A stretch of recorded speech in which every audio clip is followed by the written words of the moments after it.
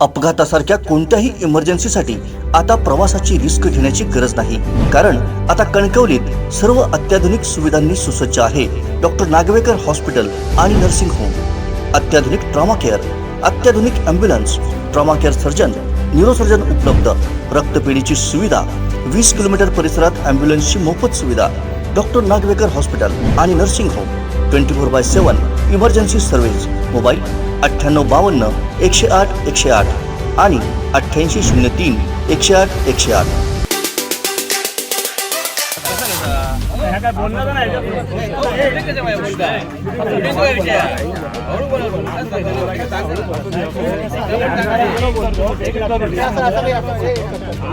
बोलतो आणि आमच्या वाईट नाही त्याचे काय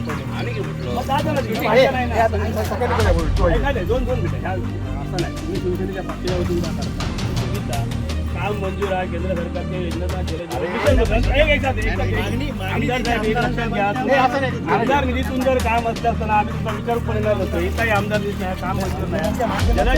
जलजीवन मिशन अंतर्गत काम मंजूर आहे कोणाच्याही माध्यमातून केंद्र सरकारकडनं काम मंजूर झाला पद्धत चुकीची माहिती देऊ नका।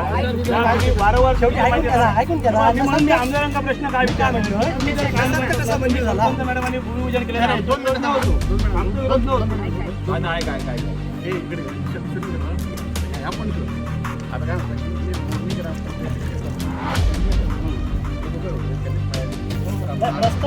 प्रस्ताव आमदारांच्या माध्यमातून मंजूर होणार आहे केंद्र सरकारकडनं जाणार येणार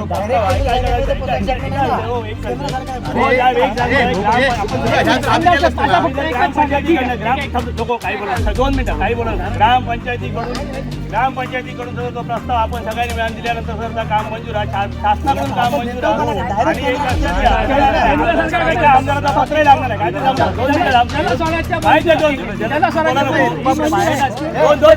दोन मिनिटं पण तुम्हीच घेऊ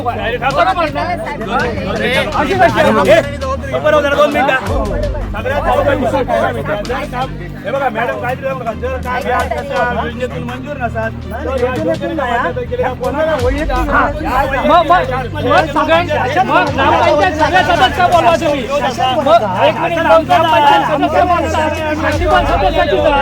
काम करतो एकदा माहिती हव्या एक लक्षात घ्या एका आमदाराचा सदस्यांचं पण 2 मिनिटं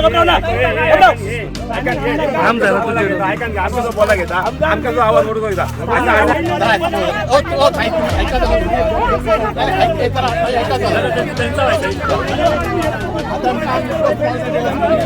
तू कसा चिडता पण चोरीचा अरे पण राजन तू कसा चिडता बघा तू कसा चिडतो मगाचपासून तुझा काय विषय असा काय मग चोरी करतात ते आमदार तुमचे मग तू कसा चिडता मगाचपासून तुझा काय चोरी केलंस तू चोरी अरे तू चोरी केलंस काय हा शूटिंग नका तुझ्या अंगात चोरी आहे काय सांग तुझ्या अंगात मग माझ्या अंगात आहे म्हणून मग तू चिडता कशा तुझा काय विषय तुझा काय हो त्याने हो कशा चिडता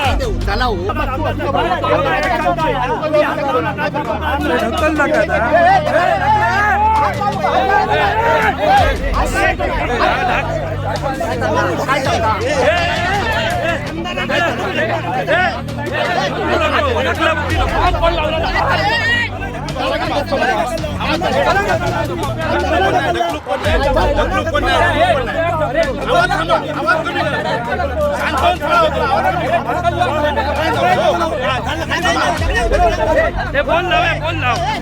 फोन लावे बाहेरचा फोन लाव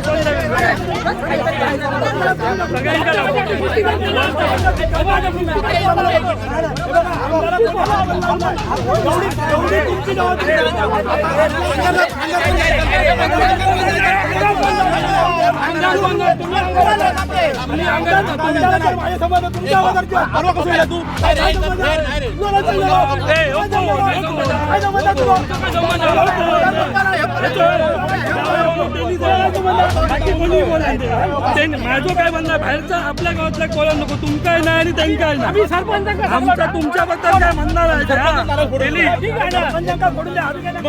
सरपंचांनी फोडू हरकत नाही चला करा तुम्ही या चुकीच्या पद्धतीत केलेल्या हरकत नाही करा निषेध होतो, निषेध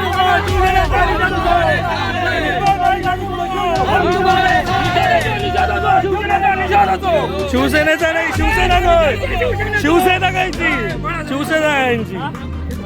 तर आमदार वैभव नाईक या ठिकाणी शिवसेनेच्या माध्यमातून या ठिकाणी भूमिपूजन करण्यासाठी या ठिकाणी आले होते.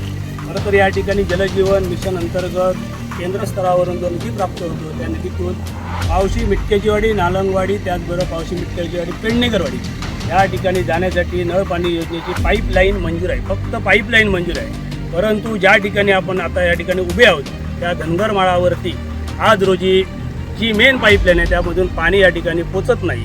असं असताना या ठिकाणी ग्रामस्थांनी वारंवार सदरची नळपाणी योजनेची पाईपलाईन घालू नये म्हणून ग्रामपंचायतीबरोबर संपूर्ण सगळ्या लोकप्रतिनिधींकडे वारंवार या ठिकाणी कळवून त्यांना सदरचे काम बंद करण्याची अपेक्षा व्यक्त केली होती. परंतु डिपार्टमेंटने ज्या विभागाकडनं काम चालू आहे ग्राम पाणी पुरवठा, या पाणी पुरवठा विभागाकडूनही सदरचे काम बंद करण्याचे तोंडी आदेश देण्यात आले होते. असं असताना पण आमदार आज स्वतः म्हणून या ठिकाणी येऊन सदरचे काम चालू करण्यासाठी या ठिकाणी उपस्थित होते. आपण भूमिपूजन करून दिल्यानंतर सदरचे काम चालू होईल अशी त्यांची अपेक्षा होती. परंतु या ठिकाणी जमलेल्या ग्रामस्थांनी ह्या सदरच्या गोष्टीस मोठ्या प्रमाणात विरोध केला.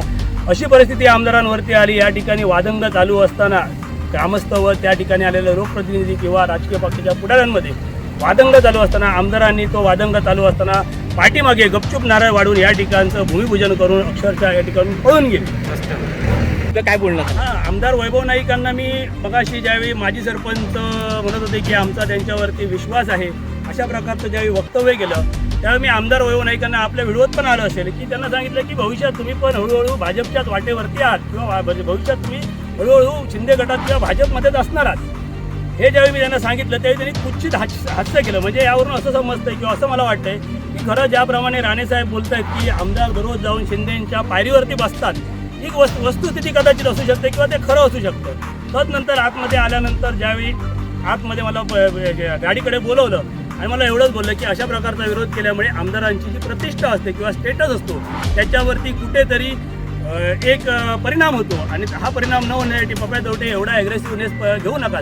परंतु माझं एक स्पष्ट म्हणणं आहे की ज्या ज्यावेळी चुकीच्या पद्धतीत काम होईल त्यावेळी आम्ही रस्त्यावर उतरून ज्या प्रमाणात विरोध केला पाहिजे त्या प्रमाणात विरोध करू. या ठिकाणी सन्माननीय निलेशजी राणे साहेबांच्या माध्यमातून आम्ही सकाळीच जे पाणीपुरवठाचे एक्झिक्युटिव्ह आहेत जे महाजने यांच्यासमोर सकाळी चर्चा केली.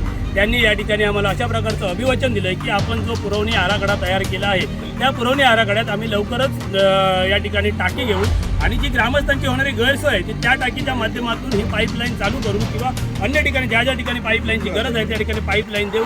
लोकांचा जो पाण्याचा प्रश्न भेडसावत आहे तो लवकरच संपू.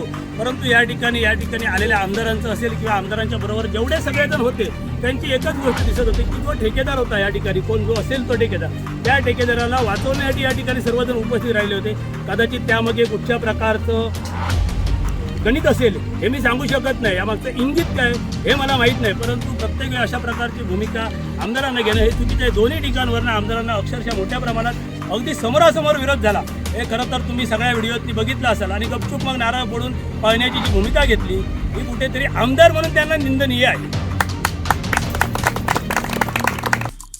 आमचे दिवसभरातले सर्व अपडेट्स, ताज्या घडामोडी आणि थेट लाईव्ह पाहण्यासाठी सबस्क्राईब करा, लाईक करा कोकणचं नंबर 1 महा चॅनल कोकण 7 लाईव्हचं YouTube चॅनल.